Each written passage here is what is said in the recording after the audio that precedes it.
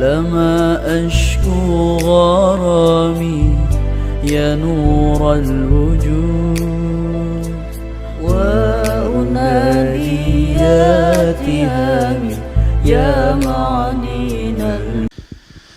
السلام عليكم ورحمة الله وبركاته. إن الحمد لله نحمده ونستعينه ونستغفره ونعوذ بالله من شرور أنفسنا ومن سيئات أعمالنا. من يهده الله فلا مضل له ومن يضلل فلا هادي له. أما بعد فيا عباد الله أوصيني وإياكم بتقوى الله فقد فاز المتقون. ونقول أصبحنا وأصبح الملك لله. أصبحنا على فطرة الإسلام وكلمة الإخلاص وعلى دين نبينا محمد وعلى ملة أبينا إبراهيم حنيفا وما كان من المشركين. لا إله إلا أنت سبحانك إنا كنا من الظالمين. اللهم استر عوراتنا بسترك الجميل وفقهنا يا ربنا كما فقهت سيدنا عبد الله بن عباس في قرآنك وفي سنة نبيك محمد صلى الله عليه وسلم. Sahabat-sahabat yang melakukan Allah, terima kasih kepada pengurus yang telah mengundang saya, khususnya kawan-kawan ngaji di mana ngaji, pengaji di mana. Ya, semoga Allah berkahi amal-amal antum semua, amin. Keberkahan itu dimulai dengan qiyamul lail wa salatil jamaah. Ya. Keberkahan itu dimulai kepada orang yang bangun di malam hari dan yang bangun salat subuh berjamaah. Nabi mengatakan, innallaha yuhibbul witra. Allah mencintai witir. Maka kata Imam Sya'rani, jika ingin tidur malamnya dalam keadaan berkah cinta Allah, maka berwitirlah. Bisa berwitir sebelum tidur, bisa berniat witir sebelum tidur. Maka siapa saja yang berniat witir sebelum tidur, dia tidur dalam cinta kepada Allah. Dan kalau dicinta Allah namanya apa? Wali. Jadi wali Allah itu mudah. Antum jaga witir setiap malam, ketinggalan, kelupaan, ketiduran diqadha. Seperti Nabi mengqadha salat witir. Bahkan Nabi mengqadha salat rawatib. Satu kali ba'da subuh di salat kitab Sahih Bukhari disebutkan, dan ini hadisnya banyak. Beliau ba'da salat subuh salat lagi 2 rakaat. Sahabat bingung, apakah salat subuh bertambah menjadi 5 rakaat? Karena Nabi salat 3+1 setelah subuh. Maka Nabi menjawab, la, tidak. Tapi aku tertidur dari wirid malamku. Apa wirid malam Rasulullah sallallahu alaihi wasallam? Qiyamul lail, salat witir. Jadi mau jadi wali Allah, mau jadi kekasih Allah, jaga salat witir. Lalu Nabi mengatakan mengenai salat subuh, al-barakatu li ummati fi bukuriha. Keberkahan bagi umatku fi bukuriha, yang bangun di awal hari. Dan ini adalah awal hari. Maka orang-orang yang hadir pagi ini pasti diberkahi. Ini adalah garansi Rasulullah sallallahu alaihi wasallam. Ini kabar gembira dari Rasulullah SAW. Hadis ini diriwayatkan oleh Imam Tirmizi, murid terbaik Imam Bukhari setelah Imam Muslim. Taib. Kajian kita temanya apa? Kearifan memahami sunnah dan bid'ah. Kenapa judul ini saya kemukakan di mana-mana? Karena banyak orang tidak arif memahami sunnah dan bid'ah. Sehingga kajian sunnah dan bid'ah tidak lagi membawa keberkahan, tapi membawa perpecahan. Nah, kita tidak mau itu. Kita maunya islah bainan nas, bainal mu'minin. Kita mau islah. Islah itu bukan berarti sama. Islah itu saya memandang orang itu dengan husnuzan. Sehingga saya tidak memandang dia sebagai orang yang berbeda dengan saya. Cuma karena beda hal-hal yang sepele, kemudian tidak membuat dia, oh itu beda, itu syubhat. Itu manhajnya beda dengan aku. Nggak ada kalimat seperti itu. Suatu kali Zaid ibn Sabit yang sekarang jasanya kita pegang, apa itu? Al-Quran. dalam hadis Sahih Bukhari dan Muslim, Abu Daud, Tirmizi dan imam-imam yang lain disebutkan bahwa Abu Bakar dan Umar radhiyallahu taala anhuma, ini pembeda Ahlus Sunnah dengan Syiah, membaca radhiyallahu terhadap sahabat-sahabat agung, yaitu Abu Bakar dan Umar. Mereka ini berdua datang kepada Zaid ibn Thabit. Apa yang mereka katakan? Wahai Zaid, engkau ulama muda, hafiz Quran, sekarang tahukah engkau para hufaz terbunuh lebih dari ratusan orang. Di riwayat itu disebutkan 70, di riwayat lain 700. Wallahu alam mana yang lebih kuat. Apa kata Abu Bakar dan Umar? Seandainya engkau mengumpulkan Quran, tentulah elok, tentulah baik. Apa kata beliau? Hal taf'alani ma lam yaf'al bihi Rasulullah sallallahu alaihi wasallam. Wahai tuan-tuan yang agung, wahai Abu Bakar dan Umar, apakah engkau melakukan apa yang Rasulullah tidak lakukan? Berarti di situ ada dua konsep, dua definisi mengenai bid'ah. Definisi Abu Bakar dan Umar dan definisi Zaid. Abu Bakar dan Umar radhiyallahu taala anhuma ketika memahami suatu kebaikan, maka itu dianggap bagian dari sunnah meskipun Nabi tidak buat. Namun Zaid ibn Thabit, kalau Nabi tidak buat, tidak lakukan, maka itu adalah bid'ah. Ada dua mazhab. Jadi dari dulu mazhab itu sudah ada. Maka antum yang memaksakan mazhab itu jadi satu, itu mustahil. Yang ada itu mazhab didialogkan, bukan dibenturkan. Coba lihat apa yang mereka lakukan. Lalu Abu Bakar dan Umar menjelaskan hujah-hujah mereka kepada Zaid ibn Thabit. Lalot, berbolak-balik, bolak-balik, jawab-jawab. Dan itu tidak sebentar. Memakan waktu yang sangat panjang. Akhirnya Zaid mengatakan, fa'ara ma ra'aya. Aku kemudian IC, ara itu terjemahan Inggrisnya IC. Aku faham apa yang mereka fahami berdua. Maka Zaid bin Thabit menerima, tapi beliau mengatakan, seandainya engkau memerintahkan aku an anqula jabalan ila jabalin, memindahkan gunung ke gunung yang lain, tentu lebih mudah daripada memindahkan Al-Quran kepada satu tempat. Kenapa? Kalau gunung kelihatan nggak? Kalau Quran di mana? Di dada. Gimana ngumpulinnya? Namun Zaid bin Thabit ternyata terima. Kita baca kisah itu, ternyata kisah itu sebelumnya yang berdebat adalah Abu Bakar dan Umar. Ternyata Abu Bakar dan Umar pun beda faham. Zaid bin Thabit di awal satu faham dengan Abu Bakar. Yang Nabi tidak buat, hal taf'al ma lam yaf'alhu Rasulullah, apakah engkau buat satu yang tidak buat oleh Rasulullah sallallahu alaihi wasallam? Maka itu bid'ah. Tapi Umar mengatakan, kalau kita tidak kumpulkan Quran, maka umat setelah kita, generasi setelah kita mau baca Quran apa? Maka beruntunglah antum, karena bid'ahnya Umar, kita masih dapat baca Quran. Dan sekarang udah jadi Android ya. Ada di handphonenya nggak? Ada di smartphone. Itu adalah bid'ahnya Umar. Lalu mereka dialog. Dialog itu tidak ada di sana. Ente syubhat, Umar, nggak ada. Manhaj kita beda loh. Saya nggak mau dengerin. Kabur gitu, nggak ada. Nggak ada kalimat itu muncul. Tapi di situ bertanya, hal. Itu kan pertanyaan. Pertanyaan sopan. Hal taf'al ma lam yaf'alhu Rasulullah. Hei Umar, apakah engkau buat yang Nabi tidak buat? Sopan nggak tuh? Cuma nanya konfirmasi, maksud kamu apa?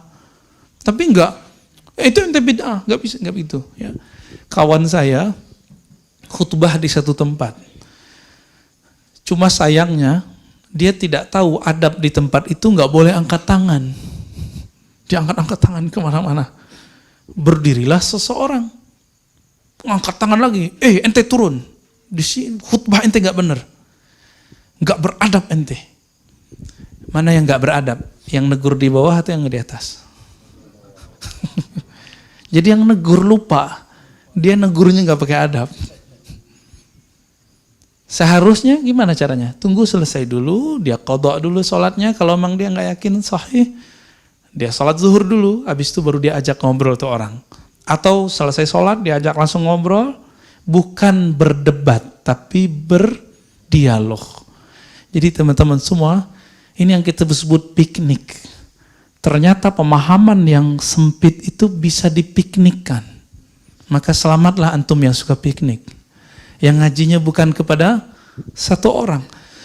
Amalkan sikap Abu Bakar dan Umar. Adakah yang lebih mulia dari mereka setelah Rasulullah SAW? Gak ada. Nabi mengatakan apa? Iktadu bisyaikhaini, ya. Hendaklah kamu iktidak, mengambil qudwah dengan dua syekh yang hidup min ba'di, setelah hidupku. Ini pesan Rasulullah SAW. Kenapa Nabi nggak sebut Ali? Ali bukan syekh. Syekh itu artinya tua, orang tua. Kalau Ali lain lagi, ana madinatul ilmi wa aliyun babuha, riwayat Imam Tirmizi. Kalau Utsman lain lagi. Kalau Umar disebut dengan dua model. Disebut dengan muhaddas. Muhaddas bukan ahli hadas. Muhaddas artinya mulham. Orang yang dapat ilham. Maka ketika Umar radhiyallahu taala anhu melihat orang di malam Ramadan, ada yang ruku, ada yang sujud, ada yang berdiri, ada yang lagi tidur-tiduran, ada yang senderan, ada yang baca Quran. Beliau mengatakan, seandainya engkau, hai Ubay, memimpin mereka sholat. Dipimpinlah sholat. Berapa rakaat? 20 rakaat. Dan rakaat itu sampai sekarang masih bertahan di Madinatul Munawwarah dan Makkah Al-Mukarramah. Ya, Al-Madinah Al-Munawwarah dan Makkah itu masih 20 rakaat. Cuma di sini pengurusnya kan sayang sama jamaah. Takutnya kalau lebih dari 11 kabur atau pingsan. Taib. Apa kata Umar? Ni'matil bid'atu hazihi. Ketika melihat orang-orang ruku rapi semua, sujud rapi semua, semuanya rapi. Apa kata beliau? Ni'matil bid'atu hazihi. Senikmat-nikmat bid'ah itu ini. Anaknya Abdullah bin Umar. Anaknya siapa? Umar. Beliau itu melazimkan, mengkontinyukan sholat duha. Nabi tidak pernah mendawamkan sholat duha. Lalu ditanya oleh seorang muridnya, apakah engkau buat yang Nabi tidak buat? Nah, kira-kira sama begitu. Apa jawaban beliau? Ni'matil bid'atu hazihi. Senikmat-nikmat bid'ah itu ini. Dan ini semua riwayatnya sahih. Maksud kalimat-kalimat ini apa? Jadi teman-teman semua, ketika kita berbeda faham, maka bertanyalah, bukan menghindar. Maka konfirmasilah, bukan menuduh syubhat. Itu maknanya. Karena inti dari agama kita bukan mengenal sunnah bid'ah, tapi inti dari agama kita adalah al-akhlaq al-karimah yang disebut dalam hadis husnul khulq. Akhlak yang baik. Orang di zaman Nabi, seorang perempuan, pasti hadis ini sering dibacakan para ustadz.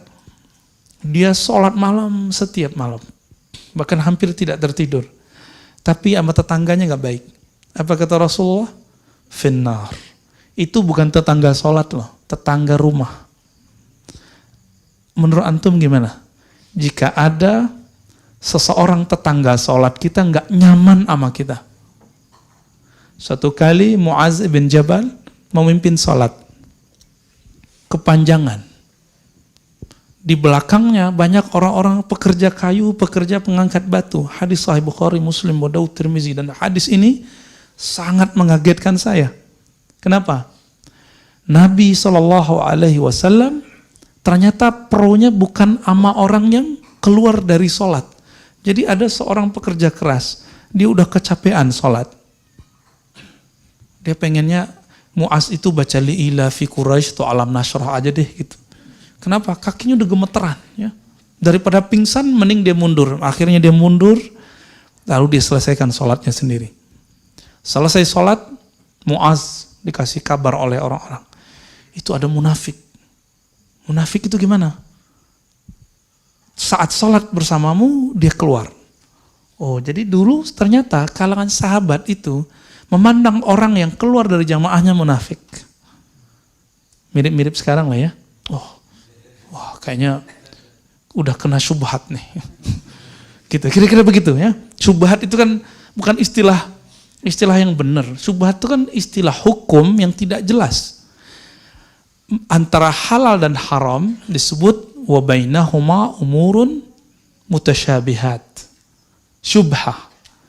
Maka istilah ini tidaklah pantas digunakan untuk menyebut ustadz yang berbeda faham dengan kita. Maka sebaiknya kita emang tidak perlu menyebut orang itu syubhat. Itu tidak benar. Cukup katakan aku beda dengan dia. Selesai. Itu nggak masalah kok. Boleh nggak mengatakan beda? Boleh. Yang tidak boleh itu mengatakan apa tadi? Syubhat. Karena itu ada cacian di situ. Sibabul muslim fisq. Ciri-ciri dai-dai fasik itu suka menghujat. Nauzubillah min zalik. Itu hadis sahih Bukhari Muslim.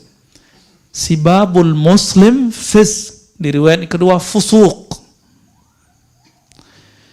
Mencaci sesama muslim. Siapa yang disebut muslim? Yang mengatakan la ilaha illallah Muhammadur Rasulullah. Fasik. Fasik itu munafik. Baca surah Al-Munafikun. Munafikun disebut munafik di situ. Fasik di situ. Zalim di surat yang lain. Kafir di bagian yang lain. Jadi hati-hati dengan istilah ini. Maka teman-teman semua, jika antum berbeda, katakan apa? Kami berbeda. Selesai. Nah, lalu Nabi pro siapa? Kita coba lihat. Yang diadili orang yang tadi keluar atau Mu'az? Ternyata yang diadili Mu'az. Jadi Rasulullah itu di pusat kota Madinah itu bukan hanya tempat ibadah, tapi itu juga tempat untuk mengontrol dai-dai, imam-imam sekitar Madinah. Salah satunya adalah Mu'az ibn Jabal, yang dia itu sholat isya'nya 2 kali. Jadi habis sholat dengan Nabi, dia pulang untuk menjadi imam di kampungnya itu, di dusunnya. Berarti sholat isya itu boleh ditakhir dengan syarat jamaah. Jadi antum nanti kalau buat kajian panjang berseri, nanti sholat isya jam 9 boleh kok, jam 11 boleh, tapi berjamaah. Mau sholat isya kabur, itu baru bid'ah. Ya. Meeting, oh penting Ustaz, penting Ustaz. Ini lebih penting dari jamaah, oke. Pas udah lewat 15 menit, orang selesai sholat jamaah, meetingnya selesai, terus dia nggak mau sholat jamaah. Itu baru meeting nggak diberkahi. Tapi bolehkah meeting di saat orang sholat jamaah? Boleh. Dengan syarat nanti antum buat gelombang kedua. Jadi selamat yang bekerja, antum punya ilmu baru pagi ini. Boleh mentakhir salat jamaah. Tapi mentakhir sholat sendiri, itu baru nggak benar ya. Walaupun itu boleh secara hukum fikih, tapi dia makruh secara ittiba'us sunnah, mengikuti sunnah Rasulullah SAW. Diadili Mu'az. Mu'az dipanggil. Jadi yang dipanggil itu bukan jamaahnya, ustadznya. Kenapa? Jamaah berkurang 1. Antum bayangin jika jamaahnya berkurang 2 shaf. Itu berapa kali Nabi ngomong? Apa kata Nabi? Afattanu anta ya Mu'az. Gitu Nabi nunjuk langsung. Tapi Nabi nunjuk tuh begini. Gak begini ya. Nabi nunjuk tuh begini. Afattanu anta ya Mu'az. Mu'az bergetar, Pak. Takut gak bisa jawab apa-apa. Ya Rasulullah, awal-awalnya masih jawab. Itu munafik. Masa kita lagi sholat, dia kemudian keluar. Jawaban Nabi, afattanu anta ya Mu'az. Diulang itu. Di riwayat Imam Nasai disebutkan versi lain. Afatinun anta ya Mu'az. Kalau fatin, bukan fatin itu ya, yang ahli seni suara itu. pakai ta. Fa, kalau fatin itu pakai to kayaknya. Kalau fatin, lalu ada mubalaghahnya, berlebihan artinya. Fatan, kamu telah berlebihan dalam membuat fitnah. Fitnah dalam bahasa Arab buat kacau. Cuma satu jamaah nyusut, disebut pembuat fitnah. Antum bisa bayangkan. Jamaah kita kurang berapa? Jadi kalau ada antum yang walk out karena saya ngaji, itu saya pembuat fitnah. Atau antumnya yang sahibu fitnah. Ya. Jadi jika ada kalimat ini menyinggung salah satu antum saja, maka saya sudah buat fitnah dan saya minta ampun kepada Allah jika itu terjadi. Namanya lisan, apalagi tanya jawab. Kalau tanya jawab, kadang-kadang kita lupa. Kita tugasnya sebagai da'i, beda dengan muallim. Da'i itu memberi kabar gembira, juga memberi kabar yang menakutkan. Tapi kalau muallim itu boleh kasih judge. Jadi kalau sistem kajian antum di sini sudah kajian ta'lim, itu si ustadz boleh buka yang tidak boleh dibuka saat dakwah. Boleh memberi sanksi yang tidak boleh diberi sanksi saat dakwah. Itu bisa bedain. Boleh tahzir yang perlu ditahzir tapi tidak boleh disampaikan dalam dakwah. Itu. Nah, orang-orang tidak bisa membedakan itu, tapi udah jadi dai duluan. Sehingga dia mentahzir di saat dakwah. Padahal dakwah itu basyiru. Kan kalimatnya begitu di Sahih Bukhari, basyiru. Beri kabar gembiralah. Kalimat berikutnya apa? Yassiru, ya. Yassiru, apa arti yassiru? Mudahkan, bukan gampang-gampangkan, bukan, tapi beri kemudahan. Jadi teman-teman semua, saya minta ampun kepada Allah jika ada kalimat saya menyakiti orang-orang, menyakiti jamaah, membuat orang-orang kemudian berkurang. Tapi jika kalimat itu benar, pahit, saya mungkin berniat itu untuk ta'lim. Ya, biasanya kajian-kajian yang pakai kitab, saya menganggapnya itu ta'lim. Ya. Baik. Jadi sahabat Nabi berbeda faham mengenai apa itu sunnah dan bid'ah. Tapi mereka arif. Mereka kemudian dialog. Nah, dialog ini yang mahal. Maka jangan buat majelis debat. Buatlah majelis tukar pikiran. Konfirmasi aja. Konfirmasi. Jangan buat majelis bentak-bentak. Buat majelis konfirmasi. Nanyain baik-baik. Seperti Zaid bertanya kepada Abu Bakar dan Umar. Ini baru zaman sahabat. Sekarang kita masuk ke zaman tabi'in. Tabi'in, ya. Saya dapat kabar, dapat WA mengenai satu amalan yang dianggap menyembah guru. Dianggap menyembah guru. Yaitu cium tangan. Kalau orang Bandung udah biasa cium tangan sama guru, ya. Apa kata si ustadz? Itu sampai kepada saya dan tunjukin videonya. Takbilu liyad nisfus sujud. Mencium tangan separuh sujud. Ini bahaya nggak kalimat ini? Bahaya, ya. Karena sujud di situ artinya nyembah, toh, ya. Berarti saya separuh nyembah guru kalau cium tangan guru. Ini bahaya. Kita coba cek ulama-ulama tabi'in. Bahkan di sahabat sudah ada, ya. Lebih dari cium tangan. Antum coba lihat. Suatu kali seorang tabi'in datang kepada Anas ibn Malik. Anas itu 10 tahun khidmah untuk Nabi SAW tidak digaji. Adakah hari ini khadim, asisten rumah tangga, pembantu yang mau bekerja tanpa digaji? Gak ada. Ya. Ummu Sulaim, ibundanya Anas ibn Malik radhiyallahu taala anhuma, itu mengirim Anas untuk mengabdi kepada Rasulullah dan mengatakan, wahai Rasulullah, kami tidak minta gaji, tapi minta doa. Tapi minta doanya nanti di akhir. Setelah Anas mengabdi. Anas mengabdi 10 tahun, selesai mengabdi, ketika udah dewasa. Jadi umur 10 tahun dia mulai ngabdi. 11 tahun kurang dikit, Ummu Sulaim datang kepada Nabi dan mengatakan, ya Rasulullah, ud'u lahu. Tolong doakan siapa? Anas ibn Malik. Maka Anas ibn Malik didoakan. Doanya melebihi gaji seumur hidup. Gaji 7 turunan, Mbak. Apa doanya? Allahumma akthir malahu wa auladahu wa adkhilhul jannah. Nah, riwayatnya macam-macam, kita ambil satu riwayat itu. Ya Allah, banyakkan hartanya, anaknya, dan masukkan surga. Banyak harta, itu lebih dari gaji, Pak. Maka Anas salah satu sahabat terkaya di zamannya. Jadi kaya itu nggak bid'ah. Antum kaya itu nggak bid'ah, itu sunnah. Itu doa Nabi Sallallahu Alaihi Wasallam. Tapi jangan gaya hidupnya gaya orang kaya. Gitu. Karena kalau gaya hidupnya gaya-gaya orang kaya, apa kata Ibrahim Al-Qassar?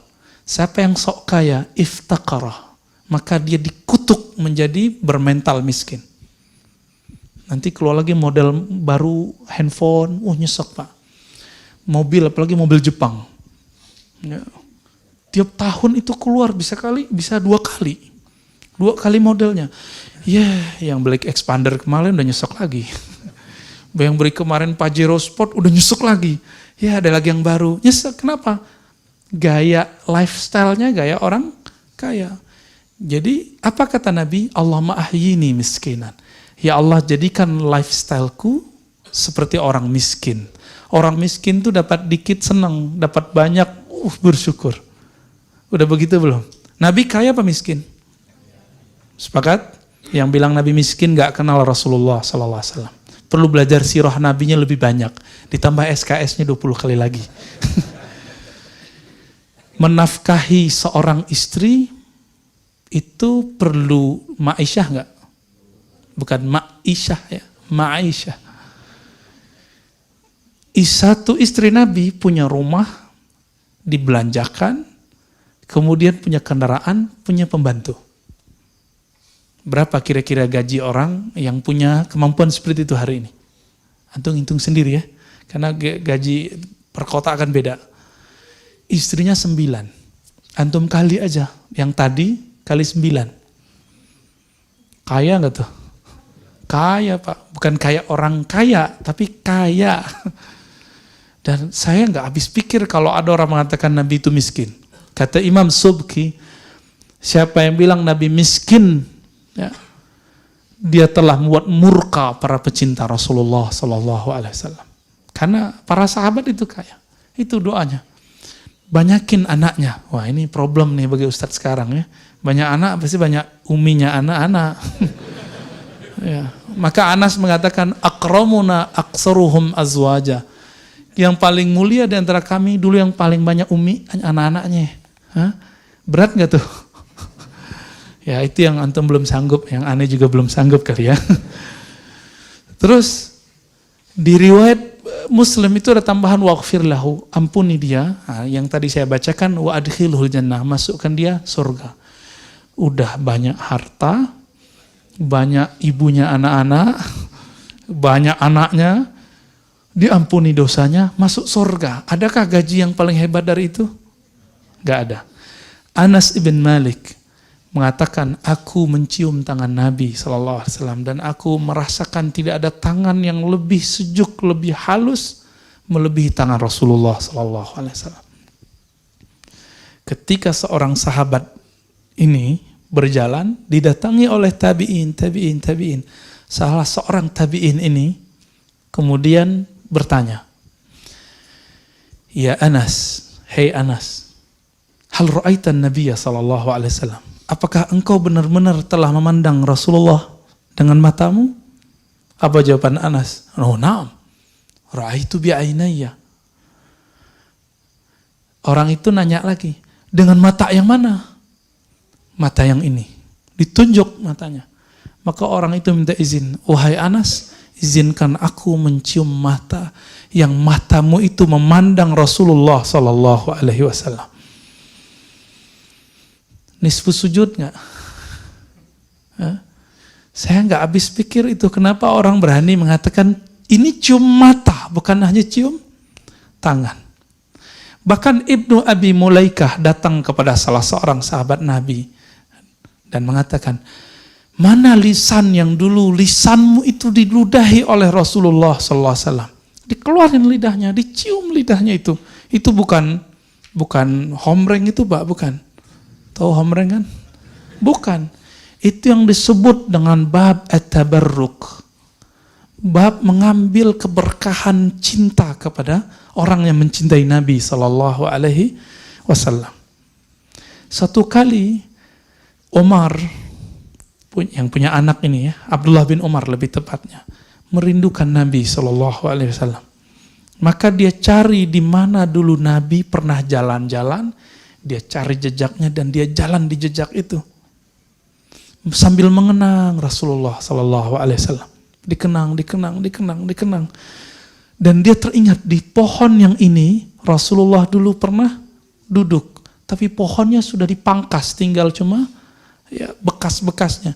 Nabi dulu pernah berteduh di situ. Dia berteduh di situ, pohonnya sudah nggak ada. Di situ dia mengenang Nabi sallallahu alaihi wasallam.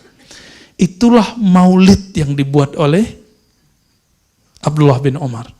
Kenapa dia nggak perlu buat maulidan seperti orang-orang kita, seperti ulama di Hadramaut, seperti ulama di Al-Azhar?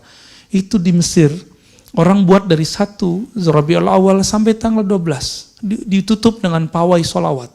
Setiap tempat bos, karena saking gembiranya, merindukan Nabi SAW.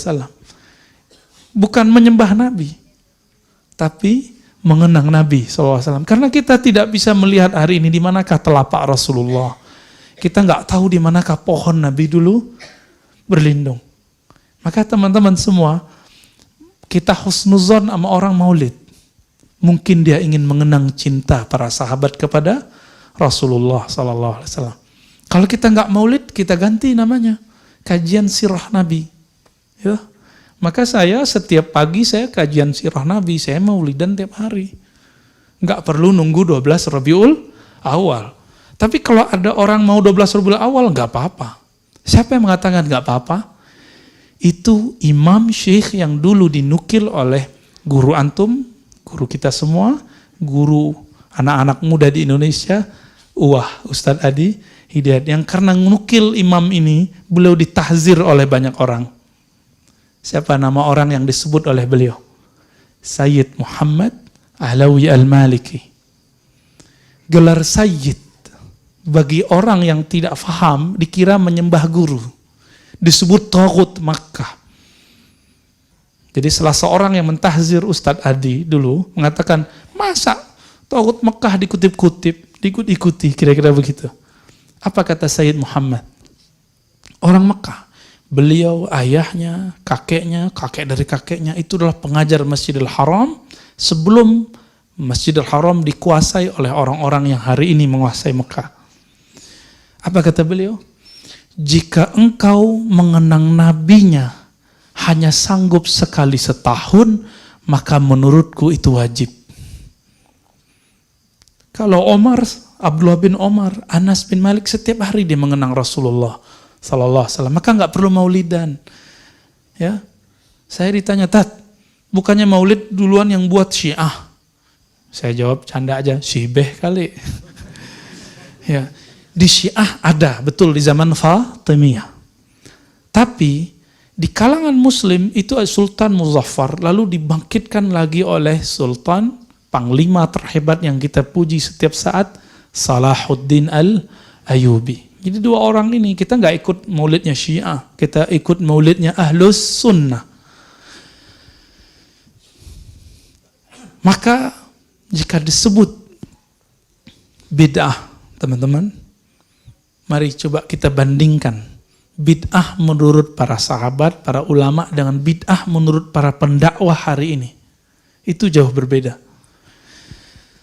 Satu kali Syekh Al-Islam Ibn Taimiyah, yang saya juga punya kritik terhadap akidah beliau, tapi saya tidak membenci beliau. Saya mencintainya, seperti Syekh Yusuf An-Nabahani mengatakan, aku mencintainya. namun aku mengkritiknya. Karena kritik itu boleh-boleh aja, yang nggak boleh mencaci. Antum kritik kita itu boleh, tapi mencaci itu tidak boleh.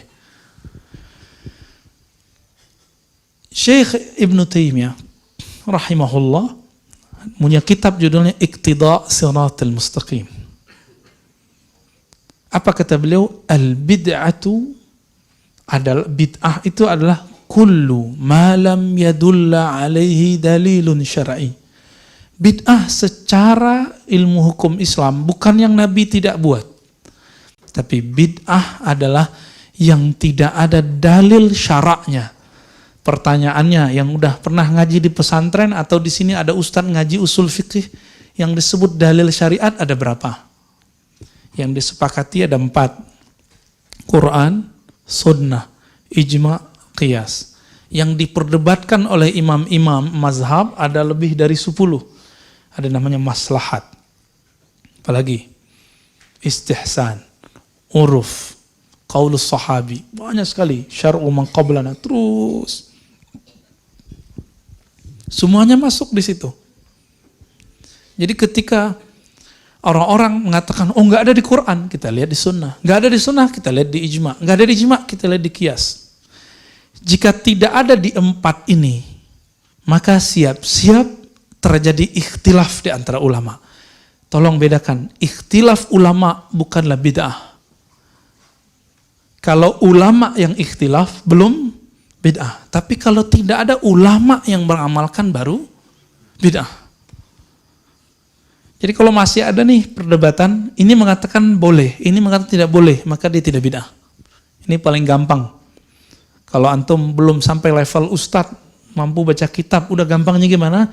Jika masih ada ulama yang mengatakan ini baik, ini tidak baik, maka yang baik adalah sunnah. Berarti sunnah bukanlah sesuatu yang Nabi buat saja. Tapi sunnah itu setiap amal yang Nabi SAW buat ataupun tidak buat, tapi ada dalilnya. Nabi pernah nggak ngaji hari Ahad pagi begini? Yang hari Ahad kajian itu agama apa? Tasyabuh nggak? Tasyabuh nggak? Enggak lah ya. Kenapa? Materinya beda walaupun sama-sama hari Ahad. Yang liburan hari Sabtu siapa? Yahudi. Antum liburan nggak hari Sabtu? Jauh-jauh amat nunggu 1 tahun ya, akhir tahun, awal tahun untuk mengatakan tasyabuh. Kita tasyabuh kerja tiap, iya, walaupun perkara dunia. Ngajinya kan sekarang ada kajian Sabtu, kajian Minggu. Mana orang mau buat kajian Jumat? Paling yang bapak-bapak ini ada apa Pak? Khutbah Jumat. Jadi ibu-ibu, mbak-mbak, akhwat-akhwat jangan bangga dulu. Kami ngaji 3 kali setiap minggu, setiap pekan. Sebulan berarti 12 kali. Tunggu dulu, bapak-bapak dapat khutbah Jumat setiap Jumat. Benar nggak? Ya lebih canggih gitu. Ya, tapi dimulai dengan ngorok dulu ya. Innal hamdalillah. Ya. Bangunnya nanti pas antara 2 khutbah, Pak. Ya. Makanya kalah sama ibu-ibu di belakang ya. Taib, ini level Ibn Taimiyah, wafat tahun 708 Hijriah. Oleh karena itu, ini sebagai contoh. Suatu kali Imam Safadi meriwayatkan Syekh Ibn Taimiyah, ya, syekhnya para imam-imam ini, mewiridkan baca Al-Fatihah ba'da subuh, menjelang syuruk 40 kali. Nabi pernah buat nggak? Nggak ya? Serius? Nggak tahu atau emang nggak ada? Emang nggak ada kok.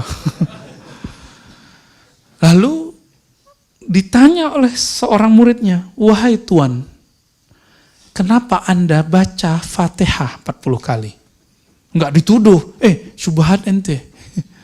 Nggak ditanya, kok dikonfirmasi. Ini yang kita sebut dialog tadi. Apa jawaban beliau? Aku membaca Fatihah 40 kali untuk wirid supaya Allah fatah. Allah buka kepadaku pemahaman satu ayat yang malam tadi mentok. Jadi malam tadi beliau baca ayat, selevel imam, mentok nggak paham-paham. Kalau antum mentoknya tiap malam. Satu ayat mentok, terus dibaca Fatihah biar kebuka. Benar. Di ayat ke-40 kebuka. Saya jarang sekali menikmati baca surah Yasin, karena jarang ikut Yasinan. Ya. Mungkin antum lebih hafal Yasin daripada aneh. Ketika pergi ziarah ke Uzbek, kampung Imam Bukhari, kampung Imam Ahlus Sunnah, Abu Mansur Al-Maturidi. Di situ pimpinan rombongan bilang, ayo baca Yasin yuk. Saya mikir, wah Yasinan nih. Tapi karena saya nggak mau debat, saya ikut aja ya. Kan ingat satu hadis, walaupun hadisnya dhaif menurut beberapa syekh, tapi disalihkan, dianggap baik oleh Imam Abu Daud. Iqra Yasin ala mautakum. Bacakan Yasin untuk orang yang wafat. Maka saya ikut husnuzon dengan baca ayat, dengan baca hadis itu. Kita mulai baca Yasin. A'udzubillahi minasyaitonirrajim. Bismillahirrahmanirrahim. Saya baca Yasin. Itu bergetar Pak. Masih berdiri semua. Wah, ini kok beda sekali baca Yasin yang di sono sama yang di Bandung ya. Yang di Bandung, yang di Ciputan, yang di Depok kok beda gitu rasanya. Yang di Jakarta kok beda. Saya ikutin terus, gituin terus. Ternyata selama ini saya ngerasa ustadz. Merasa diri ini sudah pinter, sudah alim. Waktu itu udah malam, kira-kira jam 8, saya merasa diri saya murid. Saya ikut aja deh gitu. Jadi mengalah sedikit, mau dipimpin oleh orang, ternyata Allah buka di situ. Baca satu huruf di surah Yasin itu, satu huruf itu saya tahu maknanya. Ada maknanya. Satu kalimat itu indah sampai akhir. Pengen lagi baca Quran di sana. Yang merindukan lagi baca Quran di sana. Saya nyesel kok saya baca Yasin doang. Kenapa nggak baca Al-Kahf, baca Al-Mulk, biar tambah banyak yang kebuka.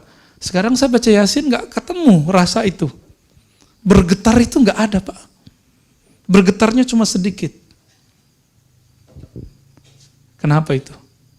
Ternyata sang imam itu suka dulu baca surah Yasin. Ayat favoritnya kira-kira begitu. Nah, bid'ah enggak? Ada dalilnya kok. Nah ini ingat antum. Jika ada satu amalan berdasarkan hadis yang dhaif, dia tidak bid'ah. Loh kok gitu? Kan masih ada dalilnya. Itu yang disebut bid'ah apa? Satu amalan yang tidak ada dalilnya. Yang tidak berlaku hadis dhaif itu untuk hal halal haram dan sifat Allah, akidah. Surga neraka hari kiamat. Itu nggak boleh pakai hadis dhaif. Siapa yang ngomong gitu? Imam Salafus Saleh. Imam Ahmad bin Hanbal, imamnya Ibnu Taimiyah. Ibnu Taimiyah itu ikut beliau. Disebut Sayyidus Salaf. Penghulu ulama salaf. Apa kata beliau? Idza rawaina fil halali wal haram tasyaddatna. Jika kami meriwayatkan hadis mengenai halal haram, kami ketat. Yang dipakai cuma sahih hasan. Wa idza rawaina fi ma siwa dzalik tasahalna. Ya. Jika kami meriwayatkan selain halal haram, maka kami melonggarkan. Maka Imam Ahmad terkenal sebagai imam yang membolehkan hadis dhaif. Banyak yang ngeles, enggak, hadis dhaif yang dimaksud hadis hasan. No, bukan. Kita bisa buktikan berapa banyak amalan Imam Ahmad bersumber dari hadis dhaif. Banyak Pak, banyak sekali. Dan itu menjadi mazhab Hanbali. Oleh karena itu bermazhab adalah amalan salaf. Yang mengatakan bermazhab luar salaf itu telah mengingkari sejarah salafus saleh. Ya, saya mau tanya, Imam Ahmad bin Hanbal wafat tahun berapa? 241. Ya. Gurunya Imam Syafi'i wafat tahun berapa?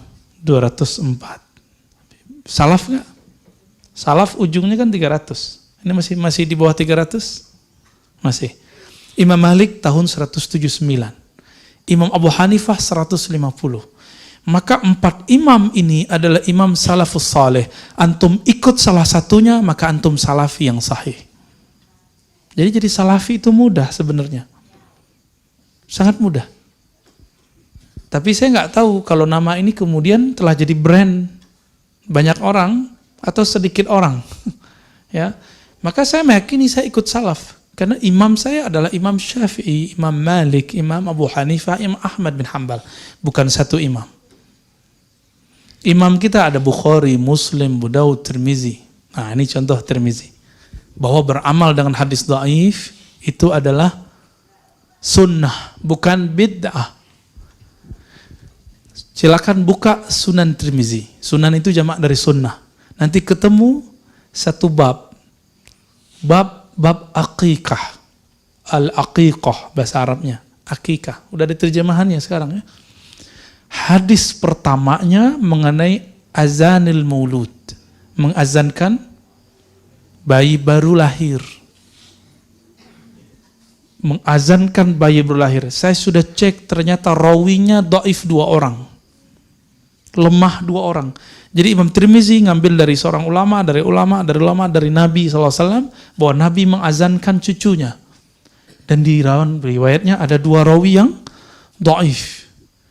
Tapi Imam Tirmizi, murid Imam Bukhari mengatakan, hasanun sahih. Hadis ini hasan plus sahih. Antum ikut mana? Tiba-tiba muncul Syekh Albani mengatakan hadis ini dhaif. Hadis itu dhaif penelitian ilmu hadis standar. Tapi penelitian imam yang di atas standar yaitu Imam Tirmizi, hadis ini hasan sahih. Ternyata standar sahih itu tidak hanya rawi. Tapi ada satu lagi. Adakah ulama sahabat, ulama tabi'in, tabi'ut tabi'in, salafus soleh mengamalkannya? Jika ada, hadis yang dhaif itu langsung naik jadi sahih. Itu versi Imam Tirmizi. Imam Tirmizi, Imam salafus saleh. Antum ikut mana? Ikut Imam Tirmizi atau pendapat Syekh Albani? Itu boleh-boleh aja. Tapi kalau aneh ikut Imam Tirmizi. Karena murid langsung Imam Bukhari. Jarak beliau dengan Nabi cuma 4 orang. Jarak beliau dengan Nabi cuma 4 orang. Bahkan ada 3 orang, tapi yang kuat itu 4 orang. Antara beliau dengan Nabi SAW. Yang 3 disebut sulasiyat, yang 4 disebut rubaiyat. Hadisnya dhaif, tapi disebut sahih. Kenapa? Karena ada ulama salafus saleh yang mengamalkannya. Jadi sebenarnya jika kita mau membuka pikiran kita dengan baik, membaca kitab-kitab ulama salafus saleh dengan tenang satu-satu, dikhatamkan satu-satu. Nah, ini tradisi salaf. Maka di sini katanya saya kaget malam tadi dikabarin oleh beliau nih ya, Ustaz, kita udah khatam di sini 6 imam. Loh, aku khatamnya 4 tahun kok. Di sini kok khatam cuma beberapa pertemuan. Ternyata baru sejarah imamnya. Semoga nanti ini masjid menjadi corong ahlus sunnah. Di sini ada kajian Sahih Bukhari, Sahih Muslim, Sunan Abu Daud, Sunan Nasai. Kalau perlu buat pesantren dekat-dekat sini, pesantren hadis.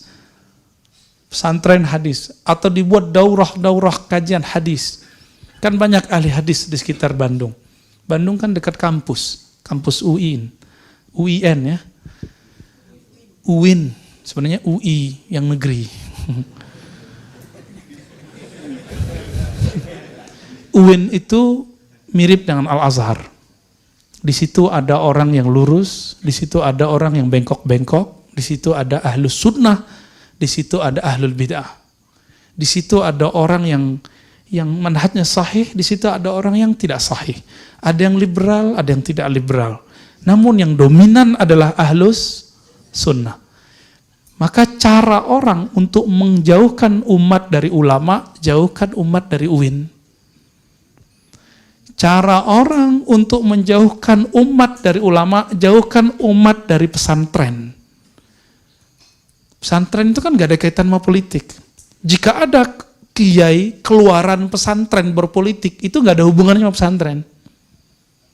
Ya, jadi jangan pernah sudutkan pesantren karena lulusan pesantren itu politik. Sepakat? Jika ada lulusan UIN liberal, itu bukan UIN yang liberal, dianya yang liberal.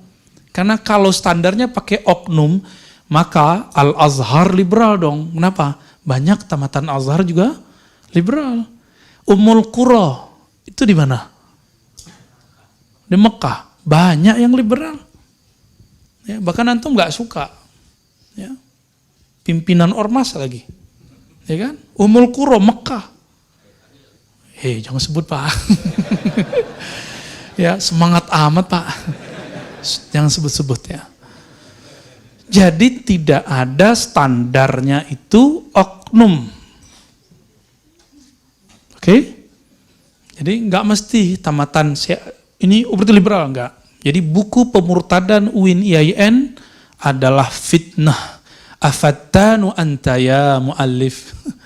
Ente telah buat fitnah, telah buat kacau. Sekarang kalau sebut UIN apa? Wih, liberal gitu ya. Murtad. Murtad enak amat ya. Ini tanda nggak ngaji akidah Ahlussunnah dengan benar. Murtad itu berat loh ya. Konsekuensinya berat. Yang gampang memurtadkan itu cuma satu kelompok dalam sejarah Islam. Namanya Khawarij. Jangankan beda faham begitu, beda coblosan aja murtad nama dia. Ya. Tuh pewarisnya tuh. Kita nggak mau, kita beda. Lagi-lagi kita kata tadi, kita berbeda tapi iman kita sama. Ya, jadi ciri-ciri Khawarij apa? Beda satu, udah. Maka terjadi di situ perperangan, pertarungan, hujat-hujatan. Nauzubillah min dzalik. Maka jika antum dihujat, syubhat, nggak usah khawatir. Dulu Ali bin Abi Thalib dikafirkan. Jadi kalau ketemu Ali, orang tuh manggil ya kafir. Ali dikafirkan, Madinatul Ilmi. Muawiyah dipanggil ya fasik. Dipanggil fasik, munafik. Abdullah bin Amr ya, itu dipanggil munafik, kafir. Jadi kalau sekarang kita cuma dipanggil syubhat, ya nggak apa-apa, syubhat bagi dia. Kan hadisnya kalau dilanjutin gimana? La ya'lamuhunna katsirum minan nas. Perkara syubhat itu tidak dikenal hukumnya oleh kebanyakan orang. Kalau kita tahu, berarti kita yang sedikit itu. Kebanyakan orang nggak tahu, dia salah satunya nggak tahu. Taib, sudah masuk syuruk, udah lewat. Nah, syuruk itu boleh dikerjakan sebelum duha. Yang nggak boleh itu subha. Subuh plus duha. Ya, jadi kalau kajian wajib atau sunnah? Kajian, ngaji, belajar wajib. Sholat sunat syuruk, sunat. Jadi kalau ketemu wajib sama sunat duluan mana? Wajib. Oke, jadi kalau ngaji nanti, kecuali kita mau keluar duluan, ada hajat, jangan sholat depan ustadznya, sholat di belakang gitu. Biar ustadznya nggak baper nanti, karena nggak semua ustadz itu tahan banting. Ya. Baik.